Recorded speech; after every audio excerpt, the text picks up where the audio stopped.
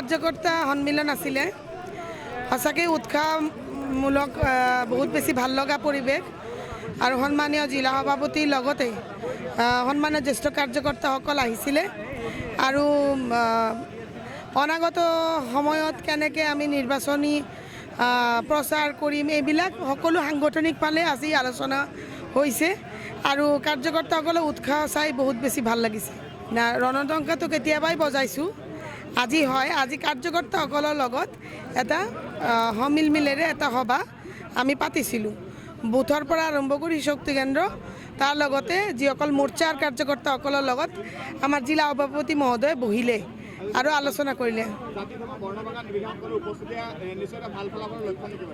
হয় আপোনালোকে নিজে এই উখল মাখল এটা পৰিৱেশ পাইছে আমি মই নিজে আহি বহুত বেছি উৎসাহী খুব ভাল লাগিছে পজিটিভিটি আৰু মানে ভাল লগা পৰিৱেশ মই সকলো আমাৰ মিডিয়া টিমক মানে ভাতৃসকলক মই মোৰ ঘৰত যাবলৈ এবাৰ অনুৰোধ জনাম ৰাতি মোটামুটি 8টাৰ পিছত ইয়াতেতো আছেই ইয়াতে এখেতসকল সাংগঠনিক ফালৰ পৰা মানে বিজেপি বহুদিন ধৰি কৰি আছে যোৱাকালিও বিজেপি কৰা মানুহ কেনেকুৱাকৈ অত্যাচাৰিত হৈছে কোনো প্ৰটেকশ্যন পোৱা নাছিল আমাক কৈছে আমি গাৰ্জেন নোহোৱাকৈ আমি এনেকৈ এইবিলাক ফেচ কৰিছোঁ তো অনাগত দিনত ইয়াৰ পৰাই মই বিৰোধী পক্ষক মই অলপ সকিয়নিও দিব বিচাৰোঁ দলগাঁও সমষ্টিৰ কাৰ্যকৰ্তাসকল এতিয়া অকলশৰীয়া নহয় তেখেতসকলৰ অভিভাৱক আহি গৈছে সেইকাৰণে আজিৰ ডেটত মোৰ কাৰ্যকৰ্তাৰ ওপৰত আমাৰ ভাৰতীয় জনতা পাৰ্টিৰ কাৰ্যকৰ্তাৰ ওপৰত যাতে কোনোৱে ৰঙা চকু নেদেখায় এইটো এটা মই ইয়াৰ পৰাই কৈ দিলোঁ আৰু মই সেইকাৰণে ঘৰত মাতিছোঁ প্ৰতিদিনা 300ৰ পৰা 400 500কৈ জইনিং হৈ আছে আৰু আটাইতকৈ ভাল লগা কথা কি জানেনে কোনো লিডাৰৰ হাত ধৰি অহা নাই নিজাববীয়াকৈ আহি আছে উৎসাহলে নিজৰ নাম লিখাই আছে ফোন নম্বৰ লিখাই আছে এটা মানে মেলাৰ নিচিনা মানে পৰিৱেশ মোৰ ঘৰত আৰু ঘৰত আহি চবেই ৰাইজে কিয় ভাল পাই আছে মোৰ ঘৰটো চিনি গ'ল মই যদিও কওঁ দলগাঁৱত মই কাৰ্যালয় খুলিম নাই আমাৰ ঘৰতে লাগে কাৰ্যালয়ত নালাগে ঘৰটো আমি চাই গ'লোঁ মানে কনফিডেন্স পায় আৰু মোক চালে তো সেইটোৱে আৰু ভাল লগা এটা পৰিৱেশ কিন্তু এটাই কথা কওঁ যি অকল আমাৰ কাৰ্যকৰ্তাখিনি ইমান দিন ভাৰতীয় জনতা পাৰ্টি কৰিছিলে বা এজিপি দল কৰিছিলে হয়তো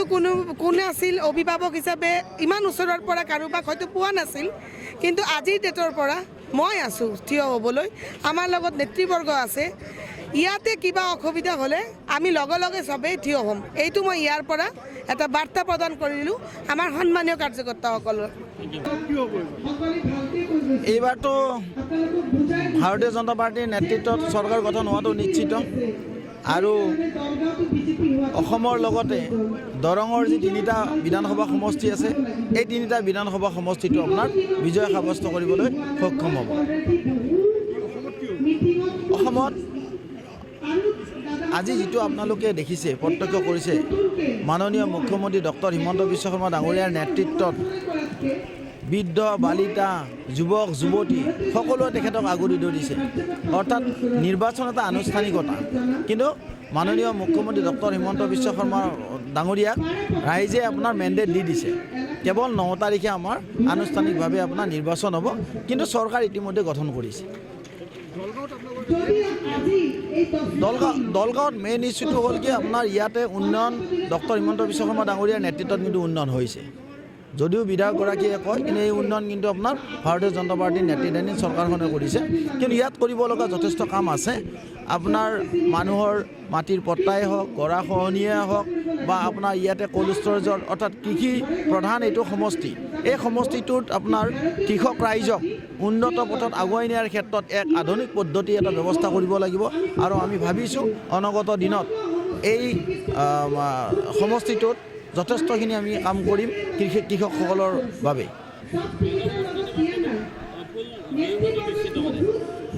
নিশ্চিতভাৱে আপোনাৰ পদুম ফুলৰ চিনত ভোট দিব ৰাইজে গম পাব যে ইয়াততো আপোনাৰ কংগ্ৰেছ নাই, এইটো ইউডিএফৰো কোনো কাম নাই, এতিয়া হাত নোহোৱা হৈ গ'ল।